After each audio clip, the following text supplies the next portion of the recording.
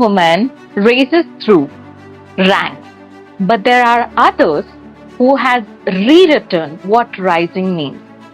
Today, we have a guest who is one such pioneer who has not just served the system, but she has shaped it. Srimati K. Ratnaprabha, retired IAS officer, is here with us. Welcome to the podcast, ma'am. And she is the first women chief secretary of Karnataka. Ma'am, I just want to ask you how exactly your journey of IAS started. What was the spark behind it? Because IAS is something that which is not a small feat. Not everyone can achieve it. So how did your journey start? The spark, I think, was my parents, because both my parents have been in government service. My father was an IAS officer, and my mother has been a leading doctor. In those days, she was one of the first doctors from her place to go to Chennai and study in the Madras Medical College and do her MD.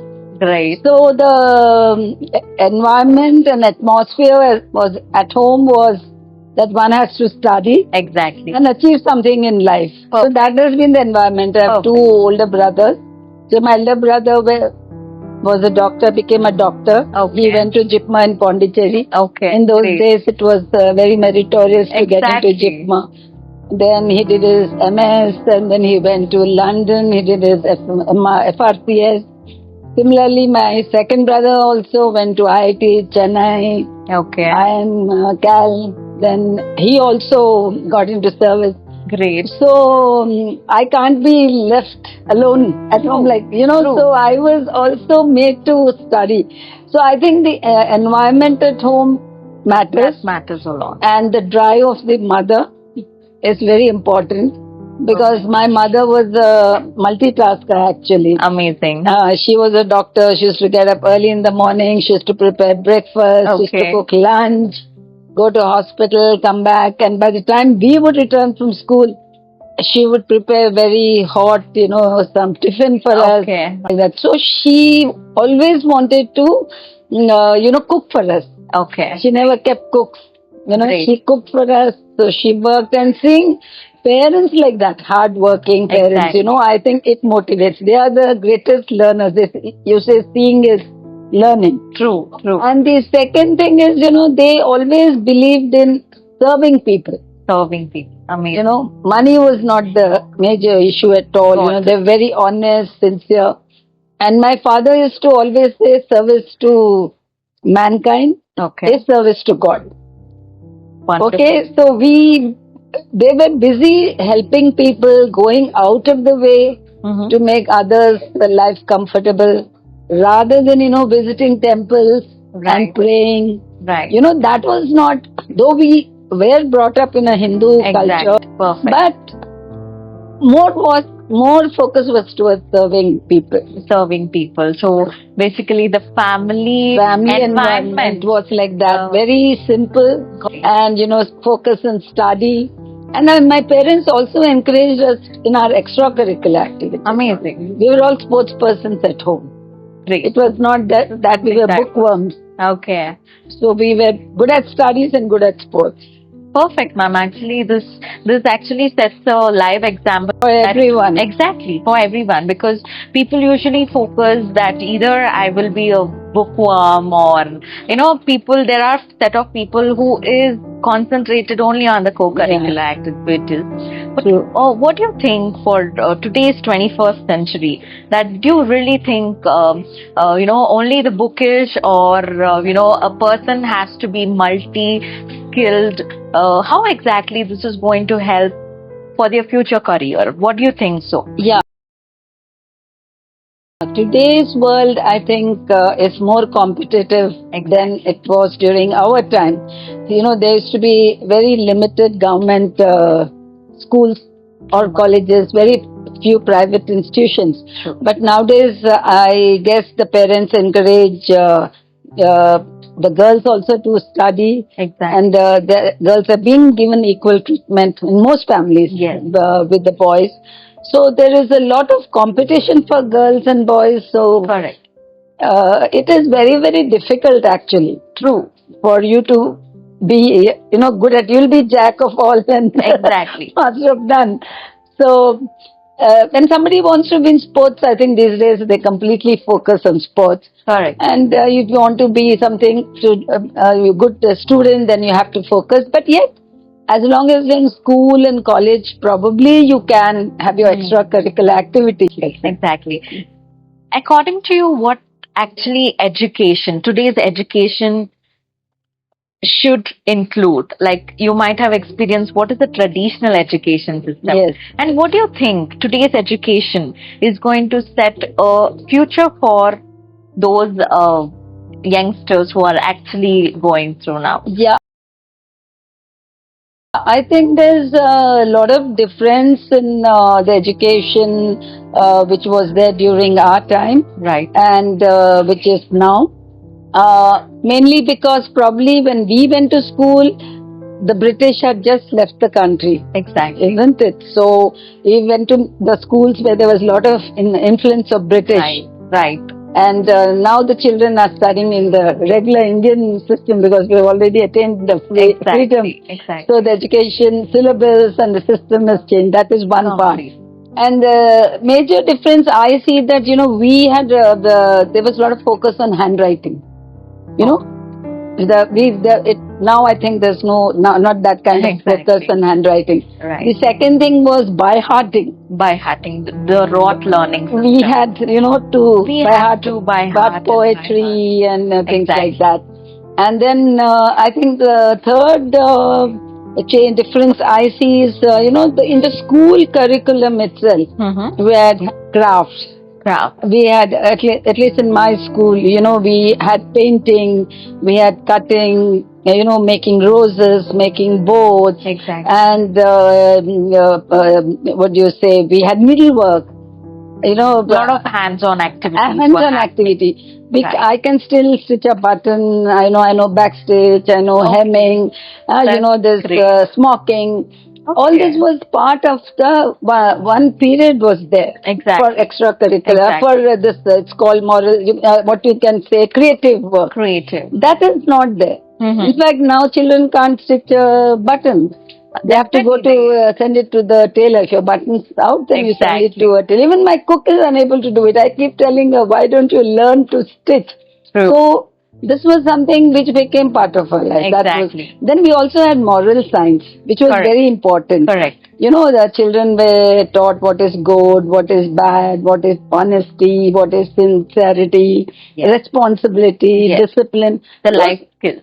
Yeah, the moral science class was something I think should continue now, because children, how do they learn what is good and what is right and what is wrong? That, parents might tell you at home, but in school, if you have a class, one period for that. Yes. And children, in different sections, especially when you're young, I think that will build a personality. A foundation for them. And the third important thing now I see is there's a lot of variety for students. Okay. Which was not there during our time. Right. Just maths and physics, history, geography. Exactly. But now children have a variety of subjects. They have diverse options. They can, learn, or they can take up skills which they want to take up. Exactly. Especially with the new education policy, I think there's a lot of variety for the children. Correct. So that option to take up a profession which they have a passion for is there. Yes. The option is there. Correct. That flexibility kind of. Parents want the child to be either a doctor or an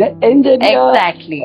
They want them to, especially in South, right. I feel that parents are very keen that their children go to these kind of professions. And that's a great insight from you, Ma'am. Also, I just wanted to ask, at your home, the parents were doctors and IAS officers, yes.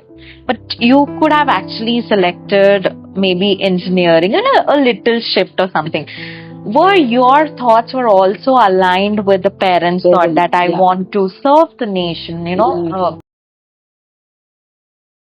serving? What exactly, why exactly you choose only actually, as I said, my eldest brother, he became a doctor. My second brother was an engineer. Right. I was not very good at maths. Right. So I couldn't take up engineering. And then my mother was very keen that I should become a doctor. Okay. So initially, my mind, I had made up my mind that I'll take up medicine. Yes. But as I went ahead and then started doing my intermediate, Okay. and that we had these dissections of cockroach and frog and all that, I realized that was not my cup of tea actually. Understood. And somehow I was very good at art. I was very good at history, geography, English literature. Amazing. So I was, more tilting towards the arts. And then what happened was, as I said, we had sports. So I started playing table tennis. Amazing. And I was doing very well in table tennis. I became a table tennis player. I represented the state. And I represented the university. Okay. I became the captain of the inter-university team. University level sports player. So I think I couldn't really become a doctor because this was easier for me doing college and playing sports. And You're kind of dynamic. And my parents also encouraged me. They felt, okay, if you're good at sports and you're able to do both, manage together. Right. So, and then I had my father. I was seeing my father at the prime level when I was doing my 12th, doing my graduation. My father was the district collector of 2-3 districts. Okay. So, though we were not in the districts, I was in Hyderabad. We used to visit him, and I used to see how people used to come to meet my father from early in the morning. And he would receive the petitions, he would receive the applications and try to resolve their problems. And he would delay his breakfast, and my mother would keep saying, come and have your breakfast, then go back. Exactly. But then he was so immersed in serving the people, trying to take the petitions. And he used to say they've traveled to such long distances and come. Okay. So I must attend to them on priority. Correct. So seeing that, I realized that is what an officer has to be. Exactly. There are different people, who have different ideas about what an officer has to be. You see, you're hearing stories of officers wanting to have a light on their car, or they want a big board on their car showing their position. Right. So that comes from various kinds of exposures. Exactly. So my exposure was seeing parents working for the poor. So that motivated me. And when I joined service also, I continued. Actually, my popularity was more because of my approach towards the public. Amazing. And solving their grievances. Great. I used to always keep days reserved exclusively to meet the public, actually. Yes. I've seen in a couple of interviews that this is something which really interests ma'am. Because, at this kind of position that you're holding, it's not the thing that people hardly have a time out of their schedule, giving that amount of patience, understanding what exactly the people is facing, and then you were because I personally feel that when you're in a position and people come to you with a lot of expectations, especially an IS officer, people feel you are the ultimate and you can give a solution to their problem. Exactly. And I don't want to disappoint them.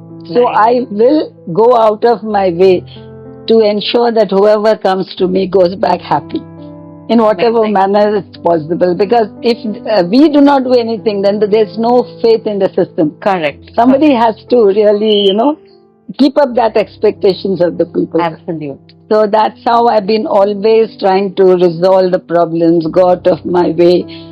And now with the mobile phones and with WhatsApp, you keep getting not only messages but phone calls.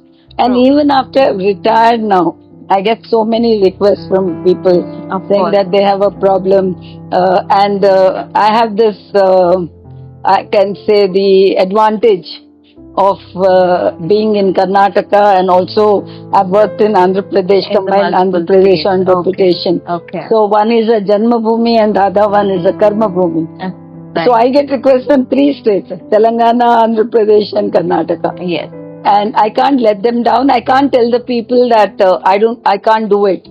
And maybe the officers on the other hand may feel a bit irritated but I have seen that most of them respond very positively and solve the problem. Right. Yeah.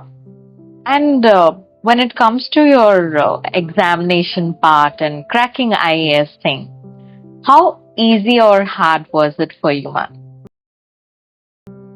No, I can't say whether it was. When you It can't be. compare, It can't definitely be easy. that's It what can't I'm be very much easy. concerned. But I was very Okay. focused. I was Very very much focused. focused. I had joined a study circle. Okay. So they were giving us a lot of material, Mhm. and they used to have regular tests.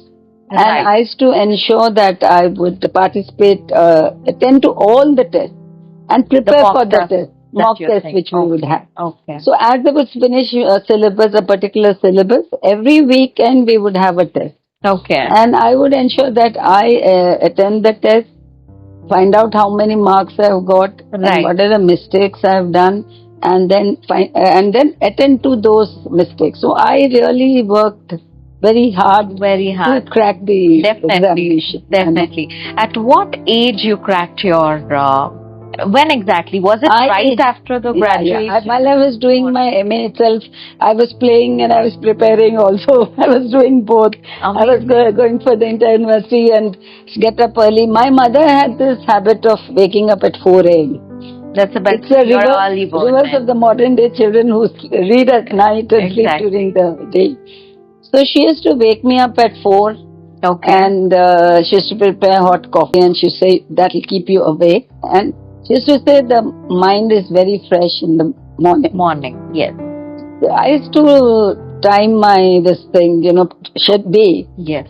1 or 2 hours study for the civil, and then study for the college, then go to the college, then while coming back, right, go to practice.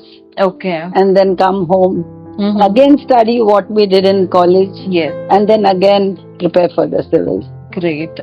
That's the only time was it's all about the consistency and the focus. And the only time pass was keep the radio, listen to Vivid Bharati, some songs once in a while. While studying also is to keep the songs in the background. Mm-hmm. And go for some movies with friends once in a while. Okay, even while preparations once in a way, once in a way. Okay. See, we didn't have that kind of diversions which the present day children have, isn't it? Yes. Thanks to internet and mobile. Definitely.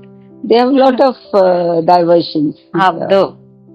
It's a tough period for the youngsters these days. To keep focused as well as having the temptations around. It's completely depending upon how exactly. Yeah, it's very tough for them to manage manage their life actually, manage their mind. Was so much of diversions for them. Right. We didn't have that kind of diversions then. Exactly. So, where was your first posting happen, ma'am? I got allotted to Karnataka cadre and I was posted to Bidar, which is the cornermost district of Karnataka. Okay. And I was the first lady assistant commissioner to go there. Yes. So that, I always say, changed my destiny, going to Bidar. Yes. Probably if I had gone to some other subdivision, my life would have been different. But because I went to Bidar, the most backward district, and the people out there were very simple, they taught me how to work. Okay. People used to come to me with a lot of problems. Right. And imagine a young girl, you asked me at what age, at 22 I was seated there. Of course. And initially on the first day when the people came to see me, they thought my mother was the assistant commissioner because my mother also had come with me. Okay, great. So they couldn't imagine that some, young girl is the assistant commissioner there. Okay. And they had always seen elderly people out there. Exactly. So true. And it was very fascinating, going and sitting there. You really don't know what is administration. You don't know most of the laws. Right. And people come to you with a problem thinking you're going to solve it. Exactly. And you can't tell them that you are not prepared to solve that problem. Absolutely. But you have to assure them that you'll do it. Correct. Then see how you can solve it.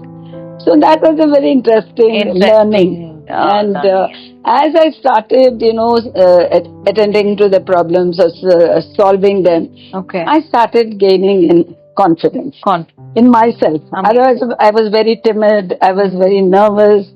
I was very shy. I was very scared to meet people, talk to people because you're going to a new place, Right, of course. languages. Of course, in Bidar, I had the advantage. People used to speak Hindi and Urdu, so Right. it was all right for me. Right. For example, there was a drinking water problem in a particular village. Yes. And in those days, there was no communication. So my deputy commissioner got a wireless message saying that people from a particular village have gathered in front of the Tehsil office. Okay. And the Tehsildar is missing. So my deputy commissioner called me and told me, now you better rush and you resolve the problem. So I quickly got into the jeep and my PA and we went, and there was huge crowd in front of the Tehsil office. They're all shouting and screaming because they had no water. There were no borewells in those days, only wells. True, true. Now the modern day children will not even believe that there were people used to, pull water from wells and drink water. Right. They were not purified water. Of course. And then I resolved the issue. Okay. They were screaming and shouting. I calmed them down and I said, wait, so if you're screaming and shouting like this, we can't resolve the problem. Definitely. Who is the leader amongst you? So one guy got up. I said, come along with me, let's go to the village. Okay. We get into the jeep. Okay. So the leader told the people, madam is taking me to the village, all of you disperse. Okay. So we dispersed the crowd. Police was very happy. That guy very proudly got into the jeep along with two people. Right. And we went to the village. Okay. Okay.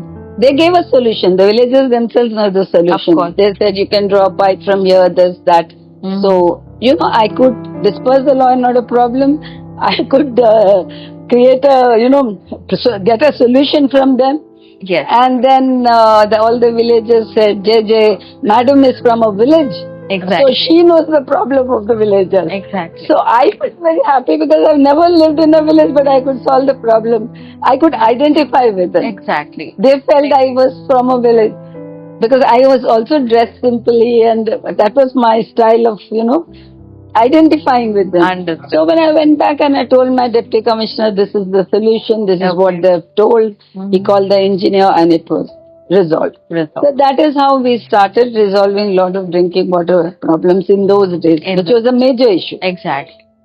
And the borewells had just come in. And whenever we drilled a borewell and the water is to gush out, people used to jump with joy. Okay.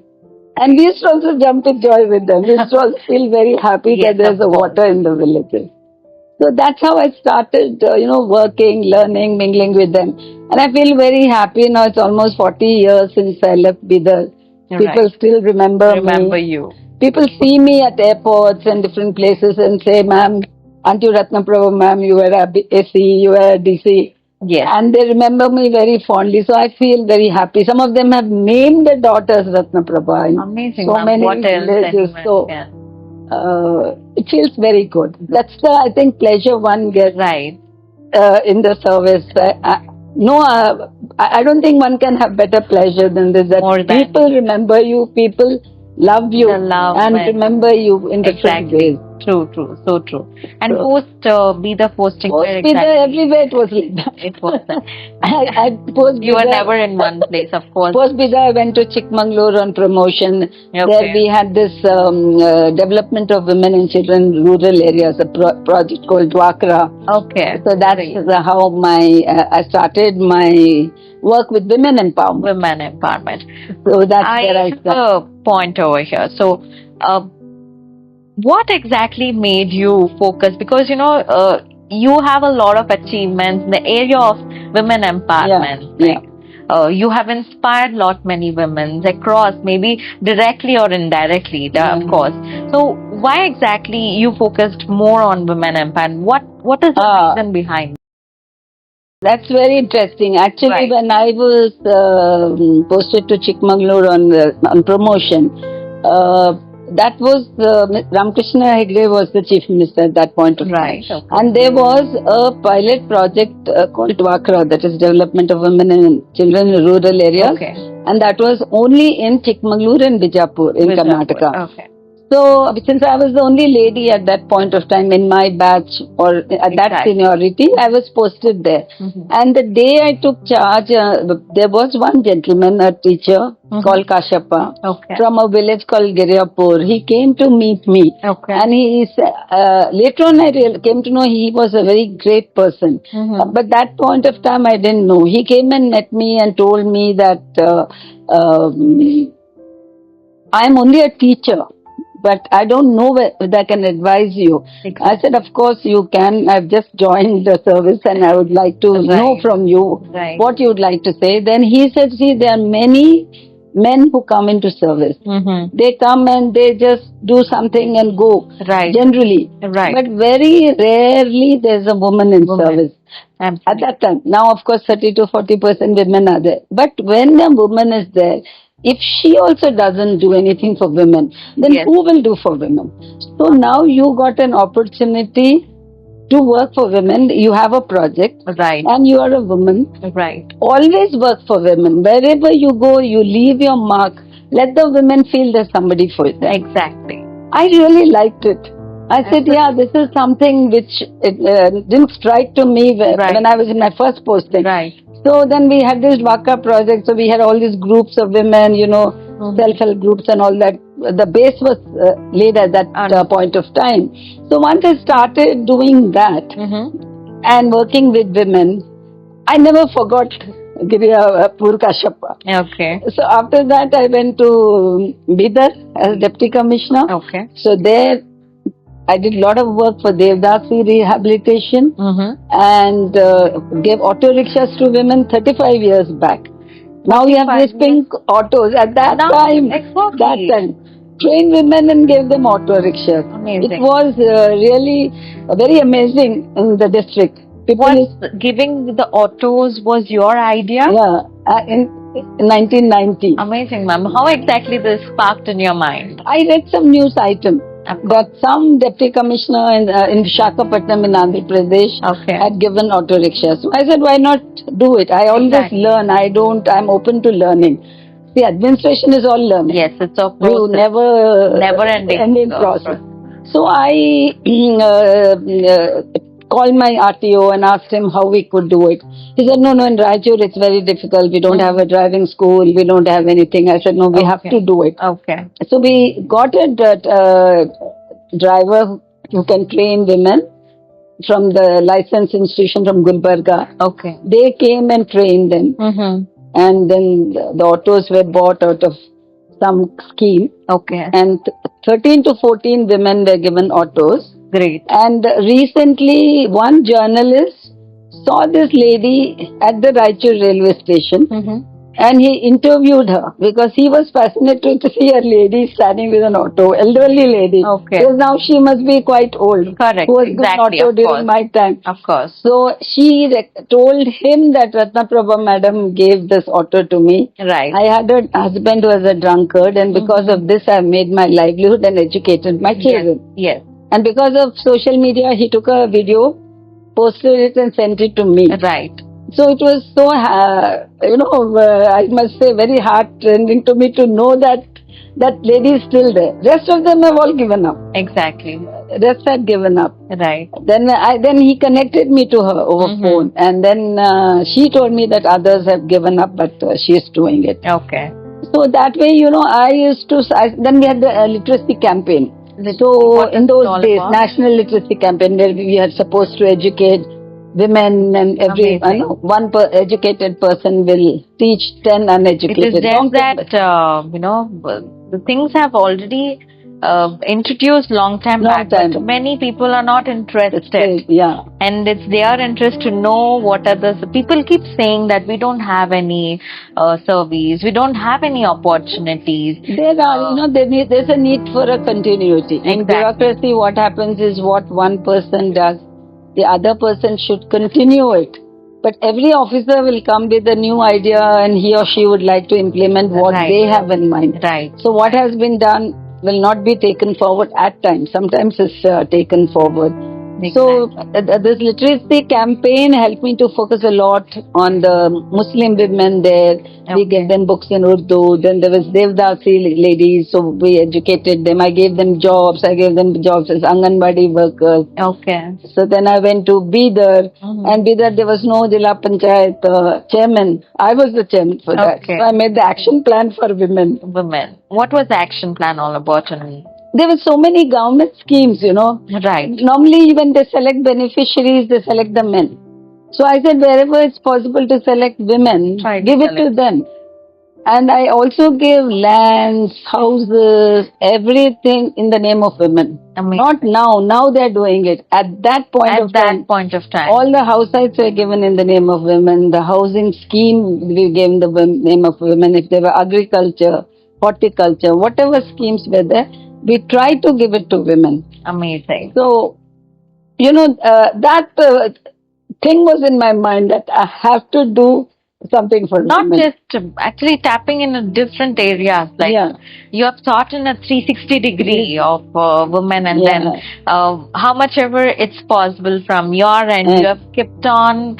I think that was a very good punchline which he told me at very early in service. Of course. Because otherwise probably one wouldn't know that, this is one area probably we should focus. Then I went to industries, I did industrial policy for women, went to IT, I did IT policy for women, and wherever in whichever department I went, and then finally when I was Chief Secretary of Karnataka, we had a, budget for women. We called we had a get together of all the lady officers, IAS and IPS officers, and a lot of suggestions came through. And for the first time in the budget, a separate provision was made for women. And probably it's continuing now. Right. So whatever I could do for women, then once I retired, and because I worked in industries and I worked with women entrepreneurs, and I got very close with the women entrepreneurs, they suggested to me that why do you want to leave us?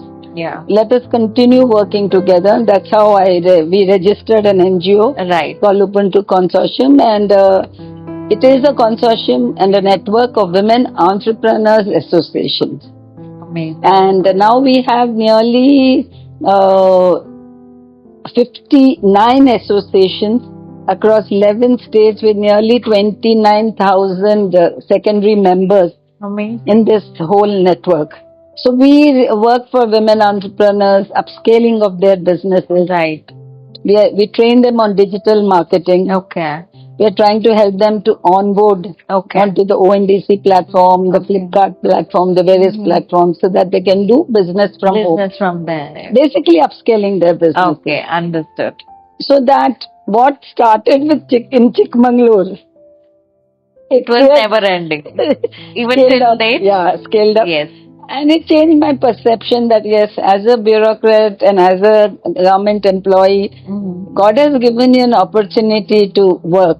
Yes. And you should do something for the women also, who are like you, maybe not as fortunate as I am, but I can extend my hand and try to bring a smile onto their faces. Of course. That's what I mean. That is something, very much empathetic to put yourself into the shoes of others and think of it.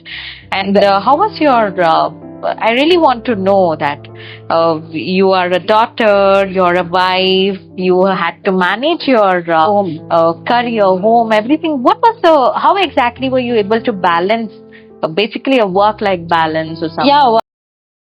One thing, I think I was lucky starting my life with very encouraging, good parents, supportive parents. And as I got married, my husband also is in the service. So he also realized the value of, each one of us doing our best.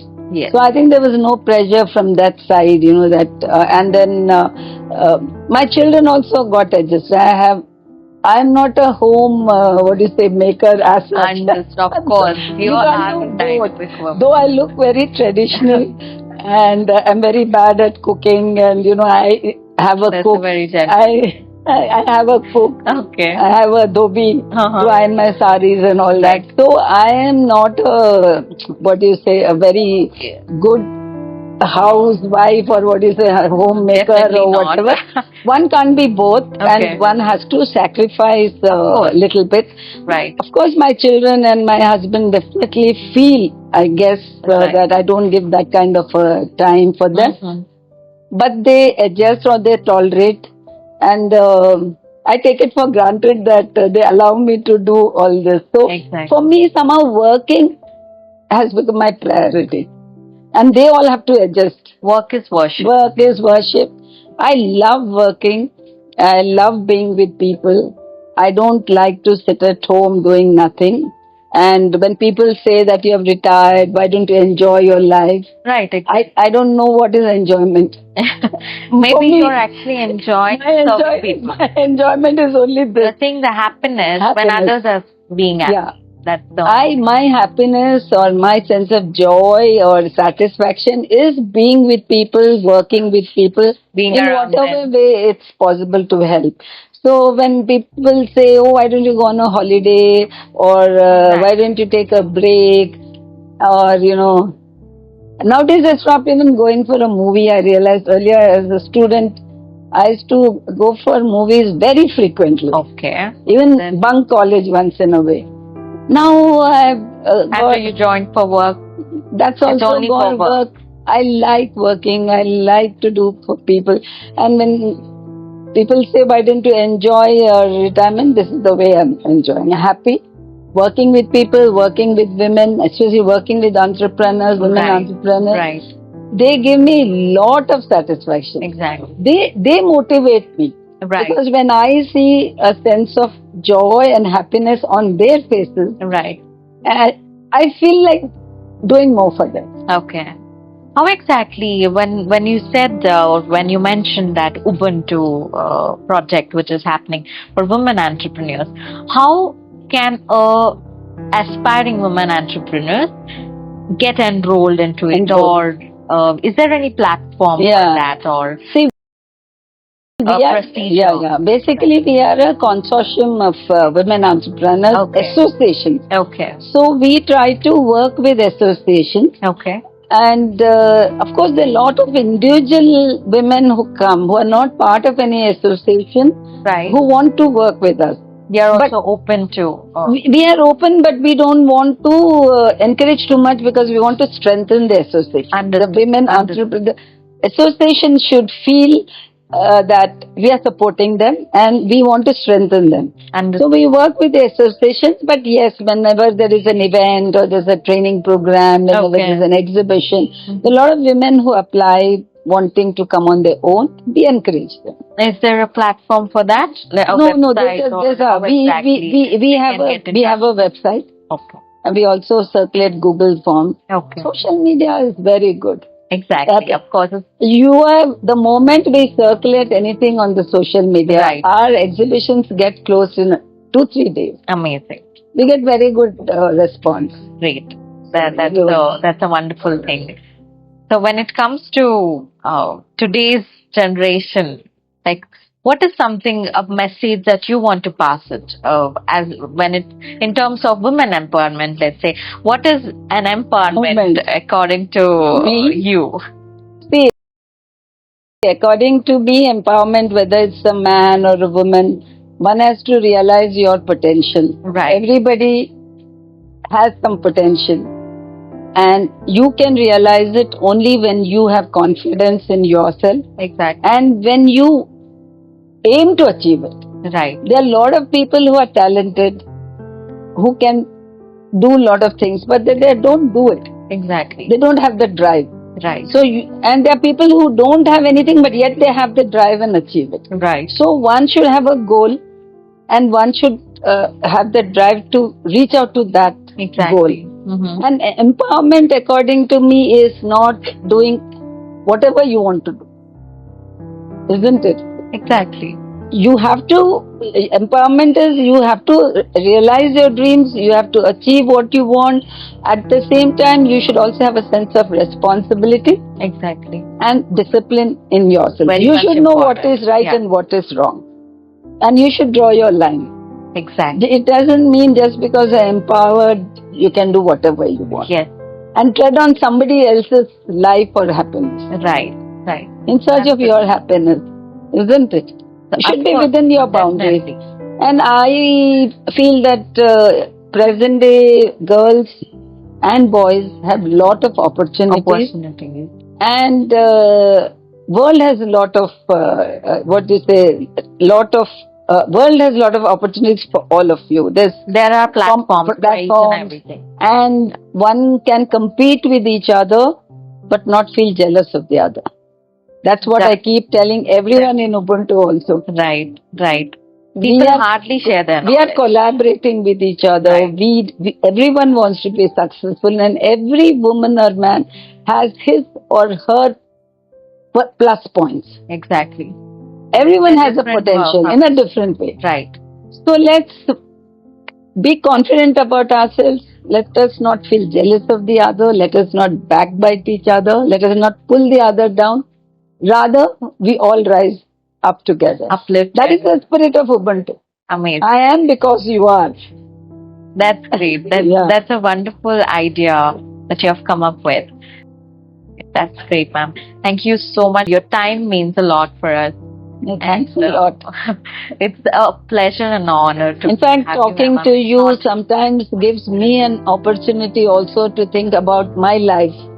Definitely. Going back in time. Exactly. Going back in time and thinking, one doesn't realize what you have done in these last 40 years. Right. But when we talk to you and, give interviews, then you realize that, yes, we could do something to the society. Exactly. Probably one could have done more. But whatever was within our limits, I have done it, and I am happy that I could reach out to the lives of many people in our country. Exactly. Great. Thank you. Thank you so much.